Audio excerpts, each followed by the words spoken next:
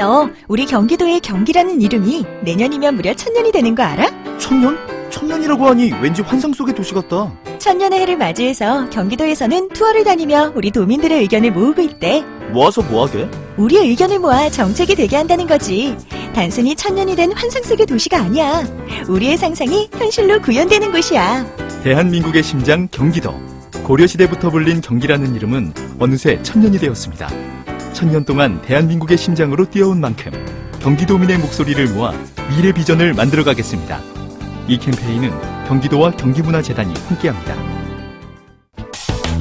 우리나라에서 아파트에 사는 사람이 절반 정도입니다. 대도시로 가면 70% 이상이라고 봐야 되겠죠.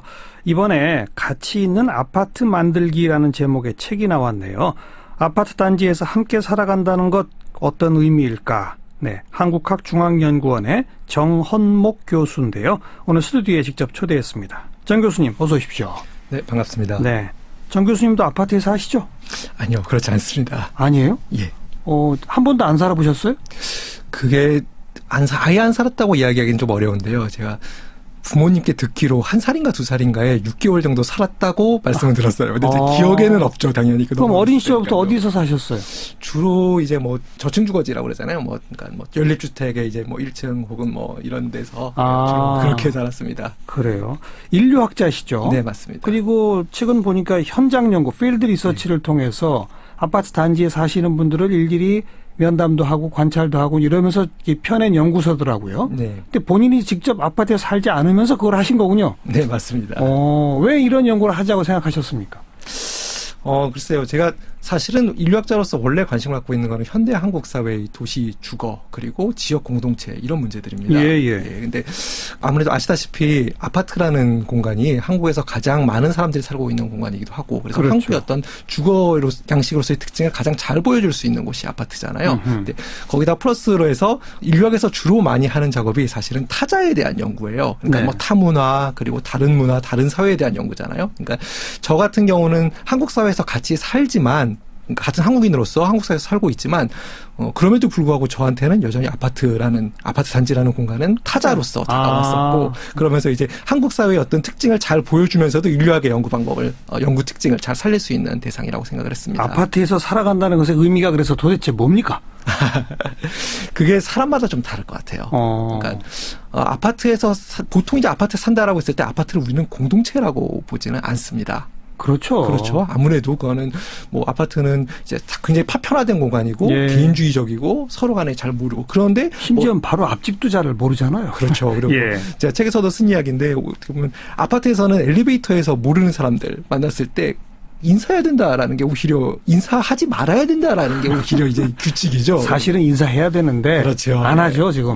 오히려 인사하면은 굉장히 쭈뻑거리면서 도대체 이 사람이 뭐한테 뭔데 이러는 거지? 나한테 팔려고 그러나? 이렇게 생각하는 경우들이 많잖아요. 그런 공간이 바로 아파트일 텐데요. 공동체는 아니다. 맞습니다. 근데 그게 전통적인 의미에서의 공동체는 아니라는 거죠. 그러니까 우리가 어차피 현재 한국에서 60% 이상, 70% 이상의 많은 사람들이 아파트에서 살아가는 이 현실에서 그러면 이 아파트라는 공간 자체가 함께 사는 공간이잖아요. 그러니까 단지라는 거는 결국에는 그 세대, 하나의 단지 안에는 수백 세대, 작게는 수백 세대에서부터 많게는 몇천 세대의 사람들이 살고 있죠. 그러니까 그렇기 때문에 어쩔 수 없이 사람들은 공동의 관심사를 갖게 되고 공동의 활동을 펼치게 됩니다. 그래서 그런 점들을 좀 넓은 의미에서의 공동체라는 관점에서 좀 접근을 해보면 어떨까라는 생각을 했고요. 전통적 의미의 공동체는 아니지만 새로운 의미의 공동체이기도 하다. 그렇다고 볼 수도 있다는 거죠. 근데 그게 그렇다고 해서 지금의 아파트 단지가 아파트는 공동체다 이렇게까지 제가 주장하려는 건 아니고요. 네. 게다가 요즘은 아파트 단지가 외부에서 못 들어가게 막아놓잖아요. 맞습니다. 그 안에 공원도 학교도 다 짓고. 그렇죠. 완전히 자기들만의 성 같은 걸 만들지 않습니까? 네, 그렇죠. 그런데 공동체는 아니다. 전통적 의미에. 전통적인 의미에서 참 희한하네요. 그렇다고 봐야 되겠죠. 이 책에도 직접 쓰셨던데 아파트는 가장 인기 있는 주거 형태인 동시에 가장 미움받는 주거 형태이다. 보니까 어떤 점이 인기 있고 어떤 점이 미움받는 겁니까? 주변을 보시면 쉽게 알 수 있을 것 같은데요. 지금 사실 사람들이 살고 싶은 주거 형태 그러면은 아파트가 압도적으로 1위거든요.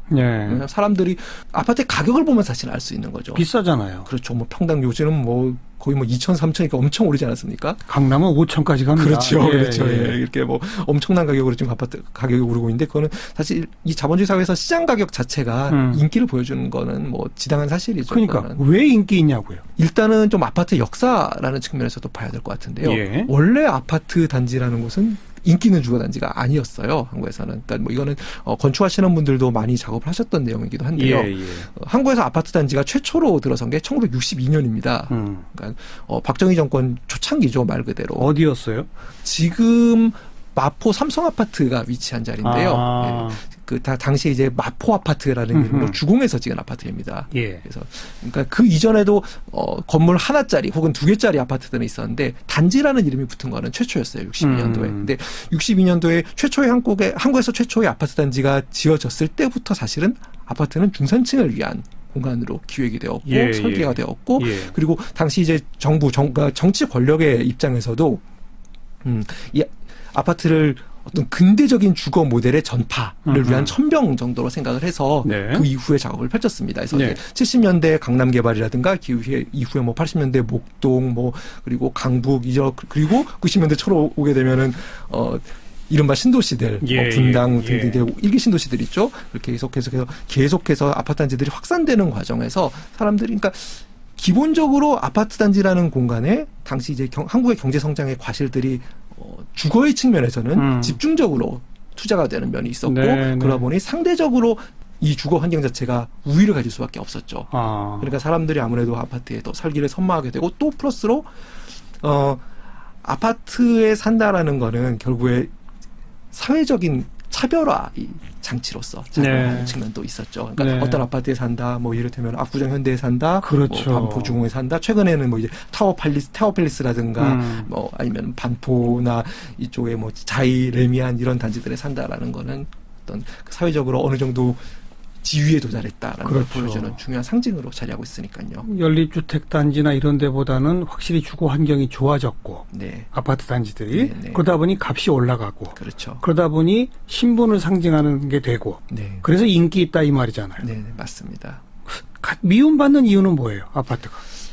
보통은 우리가 주거단지 어떤 주거 형태에 대해서 미워하진 않죠. 비판하진 않습니다. 네, 네. 그렇죠. 근데 놀랍게도 이제 주거 공간에 대한 사회적 담론들 그리고 학술적인 담론들을 찾아보면은 아파트에 대해서는 비판적인 시각이 압도적으로 많습니다. 특히 건축가들은 많이 비판합니다. 예, 맞습니다. 도시 설계하시는 분들 많이 비판합니다. 그렇죠. 예. 저도 그리고 사실은 그 비판적인 입장에서는 어느 정도 동의하는 편이긴 하거든요. 뭐 사실 책에서도 그 얘기를 쓰긴 썼지만 제가 아파트에 대해서 연구하게 된 계기 자체가 아파트를 좀 비판적으로 보는 시각에서 시작은 했었어요. 예, 예. 그 비판하는 입장들을 보게 되면은 아파트 단지가 일단 기본적으로 부동산 투기의 주범이고 그리고 주변의 도시 공간으로부터 완전히 격리되어 있는 그러니까요. 그런 어떤 자폐적인 공간, 예. 그런 차별적인 공간 예. 이런 공간으로 자리매김하고 있다. 그러니까 어떤 도시의 공공성을 파괴하는 주범으로서 이야기들이 많이 되어 왔죠. 네. 실제로 이 책의 연구 대상은 신도시 지역에 있는 한 10,000세대 가까운 아파트 단지더라고요. 아, 네, 맞습니다. 만세대 좀 안 됩니다. 그러니까 예. 가까운. 예. 거기 이제 직접 주민들도 만나고 뭐 현장을 지켜보시고 하면서 이제 이 연구를 하신 거 아니겠습니까? 네. 그 단지 안에 사는 그 주민들의 입에서 네, 네. 지금 좀 아까 말한 인기 있는 이유와 미움받는 이유가 다 드러나던가요? 사실은 미움받는 이유는 들어가지 않습니다. 아, 그래요? 그렇습니다. 예. 어. 그럼 뭐 자기가 사는 아파트에 대해서 굳이 안 좋은 이야기를 연구자 앞에서 할 이유는 없죠. 그러다 보니까 그거는 아마도 그게 어찌 보면은 이제 인류학자로서 인류학적 접근이 갖고 있는 장점이라고 생각은 드는데요. 예. 그러니까 아파트에 대해서 어떤 뭐랄까요 거리를 두고 혹은 뭐 담론의 차원에서 뭐 공간의 측면에서 문제가 있다, 혹은 부동산 투기의 주범으로서 문제가 있다라고 이야기하기는 사실은 쉽고 어느 정도 맞는 것이 사실이죠. 예. 그리고 아파트로서의 아파트가 가진 전형적인 특징을 보여주는 것도 사실입니다. 예. 그런데 실제 그 안에서 살고 있는 사람들, 그러니까 아파트라는 공간이 문제적이라고 해서 그 공간에 살고 있는 사람들 자체가 문제적이지는 않거든요. 다른 얘기죠, 그건. 그렇죠. 예. 그래서 그럼 그 사람들에 대한 이야기들을 좀 생생하게 담아냈습니다. 그래요. 그 생생하게 몇 가지 사례를 좀 알려주시면. 제 연구 같은 경우에 이제 2000년대 중반부터 시작을 하는데요. 물론 제가 그때부터 직접 참여 관찰이라고 불리는 인류학의 연구 방법을 쓴 거는 아니었습니다. 근데 이 아파트 단지가 재건축 공사가 2000년대 중반에 들어가거든요. 예. 근데 그 시기는 이 아마도 지금 재건축 앞둔 혹은 입주 앞둔 아파트 입주 예정자분들이 대부분 공감하실 텐데 인터넷 커뮤니티가 굉장히 활발합니다. 그래서 그 인터넷 커뮤니티에 뭐 몇만 건 정도의 게시물들, 댓글들이 남아 있어가지고 그것들을 쭉 살펴봤어요. 그래서 살펴보면서 과연 재건축 과정에서 어떤 일들이 있었는지 그런 것들을 봤는데 재밌는 거는 일단 입주 이전에는 사람들이 이 아파트 단지가 어떤 형태로 완공이 될지 쉽게 머릿속에 그리기 어렵습니다. 조감도만 봐서는 모르잖아요. 그렇죠. 근데 그러다 보니까 온갖 부정적인 소문들이 나돌고, 그러니까 뭐 예를 들어서 재건축 같은 경우는 건물 사이에 동간 거리가 좀 좁거든요, 상대적으로. 그래서 이 좁은 동간 거리 때문에 입주하고 나서 살기 어려울 것이다. 그렇게 되면 집값이 내려갈 것이다. 이걸 어떻게 해야 할 것이냐. 그리고 또 이 안에서 조경 문제는 어떻게 할 것이냐. 그러니까 어떤 나무를 어떻게 심을 것인지, 혹은 뭐 앞에 아파트 건물 외관을 어떻게 꾸밀 것인지 이런 문제들에 대해서 입주 이전부터 주민들이 엄청나게 많은 단체 활동들을 하거든요. 그래서 그런 활동들을 하고 또 하나 뭐가 있냐면은 그 재건축 같은 경우는 재건축 조합이라는 주체가 이제 공사 건설의 주체가 되죠. 뭐 각종 비리도 많이 터지고 맞습니다. 그러니까요. 그 비리에 대한 이야기들도 좀 많이 다뤘어요. 그렇겠죠. 그래서 뭐 재건축 조합 비리에 맞서가지고 일반 조합원들이 다른 조직을 결성하고 그에 대해서 싸우고 뭐 이런 이야기들까지 이제 입주 전에는 그런 얘기들을 다뤘고요. 입주 이후에 대표적인 사례를 하나 들자면은 입주 이후에 사실 사람들이 입주 이전에는 그렇게 활발했던 집단 활동이 입주 이후에는 깨끗하게 사그라듭니다. 이미 어쩔 수 없으니까. 그렇지요. 그 이후에는 어쩔 수 있는 문제가 아니죠. 그러니까요. 그래서 뭐 입주 이전과는 비교할 수 없을 정도로 조용해진 그리고 서로에게 무관심해진 상황에서 그럼에도 불구하고 사실은 아파트 단지에서는 여전히 집단적인 문제들이 존재하고 있거든요. 대표적으로 아마 제 책에서 다룬 사례는 아니지만 아마도 이제 청취자분들께서 제일 익숙하실 만한 사례를 하나 들 수 있을 것 같아요. 몇 해 전 한 3년 정도 되었나요? 3, 4년 정도 된 것 같은데 배우 김부선 씨가 본인이 살고 있는 아파트 단지에서 난방비 비리 문제를 거론하면서 이제 다른 주민들과 시비도 붙고 그래서 결국 난방열사라는 별명까지 붙을 정도로 떠들썩했죠. 그렇죠. 이슈가 되었죠. 그래서 그 경우를 보면은 결국에는 아파트 단지에서 그 작든 크든 간에 소수의 일부 주민들이 입주자 대표회의를 장악하고 그 안에서 좀 이제 각종 이제 이권들을 좌지우지하는 경우들이 많습니다. 사실 그 김부선 씨의 사례가 잘 보여준 건데요. 근데 그러면서 대다수의 주민들은 그러든지 말든지 무관심하죠. 그렇죠. 뭐 입주자 대표회의 선거를 한다 그러면 선거율이 뭐 투표율이 10%대 초반밖에 안 나오거든요. 그래요. 뭐 이건 보통 이제 다른 선거들과 비교하면 엄청나게 낮은 투표율이죠. 근데 그럼에도 불구하고 또 다른 일부 주민들은 그 입주대표회의 비리 그리고 관리비 비리 문제에 대해서 문제를 제기하고 또 다시 이제 마치 이제 입주 이전에 재건축 과정에서 조합과 맞섰던 것처럼 입주 이후에는 다른 그런 비리 관리비 문제에 대해서 맞서는 다른 움직임들이 등장을 합니다. 그래서 제 책에서 다룬 사례 중에서 중요한 사례 중에 하나인데요.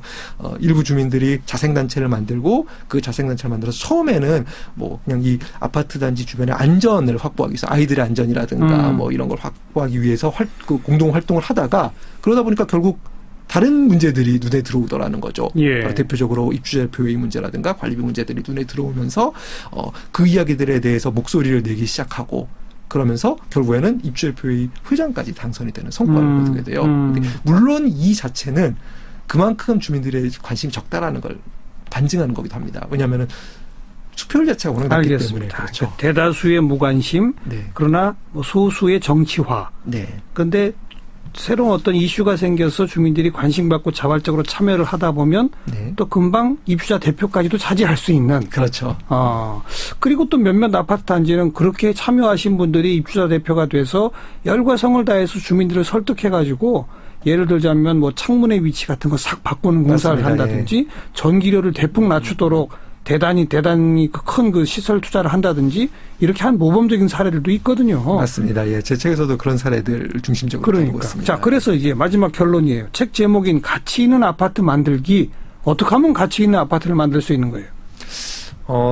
제가 사실 제목에서 쓴 가치라는 게 중의적으로 쓴 표현이거든요. 보통 우리가 아파트 단지를 바라볼 때는 절대적으로 경제적 가치에 대해서만 생각을 합니다. 평당 얼마? 그렇죠. 부동산 시장 가격에 대해서만 얘기하죠. 근데 사실 아파트라는 공간은 엄청나게 많은 사람들이 살고 함께 살아가는 공간이고, 그러다 보니 단순히 경제적 가치만으로 환원할 수 없는 여러 사회적인 가치들, 복합적인 가치들이 혼재해 있습니다. 뭐 이를테면은 그 단지 내에서 그 공용 공간을 어떻게 관리할 것인가, 입주 대표의 문제를 어떻게 할 것인가, 아까 전에 말씀드렸던 그 다양한 사례들이요. 그래서 그런 여러 사례들을 같이 꾸밀 때 있어서 사실은 아파트라는, 우리 한국에서 아파트가 밟은 길을 봤을 때 경제적 가치라는 걸 떼놓고 생각할 수는 없거든요. 근데 경제적 가치를 시발점으로 해서 추동된 다른 사회적 가치를 추구하는 여러 활동들이 사회 전반의 다른 공공성, 공익적인 활동과 연결할 수 있는 그런 측면들을 함께 바라보아야 될 필요가 있지 않을까 하는 생각을 합니다.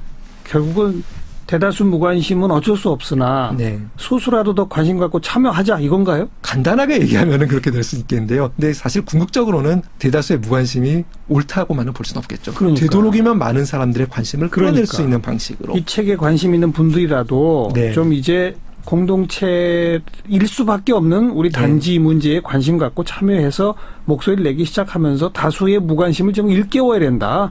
그래야 복합적 가치 있는 아파트를 만들 수 있다. 더 이상 경제적인 가치만으로 평가되지 않는, 그러니까 사람들이 함께 살기 때문에 생겨날 수밖에 없는 공동의 문제들도 가치의 측면에서, 그러니까 사회적인 함께하는 가치의 측면에서 이야기할 수 있는 그런 공간이 필요하다는 겁니다.